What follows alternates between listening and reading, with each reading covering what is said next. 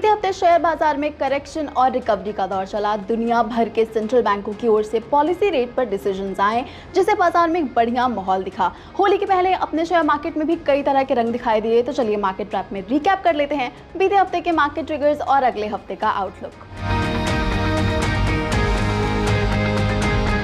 सबसे बड़ा ट्रिगर है यूएस फेड की पॉलिसी। यूएस फेड ने इस बार भी ब्याज दरों को स्थिर रखा है, लेकिन ये संकेत दिए हैं कि इस साल जो 3 पॉलिसीज आने वाली हैं उनमें रेट कट हो सकता है। इससे बाजारों को बढ़िया बूस्ट मिला।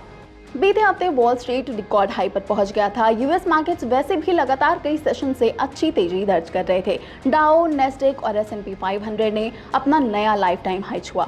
अगर भारतीय शेयर बाजारों की बात करें तो सेंसेक्स निफ्टी में लगातार हाई बनने के बाद करेक्शन दिख रहा था, लेकिन फेड पॉलिसी के बाद उसमें भी रिकवरी दिखाई दी। फॉरेन इन्वेस्टर्स नेट सेलर रहे, जबकि DIIs ने जमकर खरीदारी की।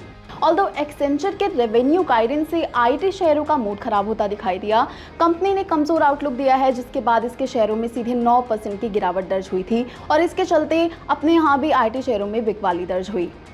यूएस फेड पॉलिसी के अलावा बैंक ऑफ जापान और बैंक ऑफ इंग्लैंड के फैसले भी फोकस में रहे। बैंक ऑफ इंग्लैंड ने इंटरेस्ट रेट को स्थिर रखा है। इसके पैरेलल में यूरोपियन मार्केट्स में अच्छी खासी तेजी दर्ज हो रही थी। बैंक ऑफ जापान का फैसला लाइमलाइट में रहा। बैंक ने 17 सालों में पहली बार इंटरेस्ट रेट को बढ़ाया है। यहाँ निक्की की उछाल जारी है। इंडेक्स पहली बार 41,000 के ऊपर पहुंच गया है और यहाँ महंगाई दर में भी तेजी दर्ज हुई है। उधर फेड रेट कट के संकेत से बुलियन मार्केट में तेजी दिखी है। कॉमिक्स और MCX पर सोना रिकॉर्ड हाई पर पहुंचा है। चांदी में भी तेजी रही। कॉमिक्स पर सोना $2200 के ऊपर पहुंचा था। MCX पर यह 66,900 रुपए के ऊपर पहुंच गया है, जो कि इसका रिकॉर्ड हाई है।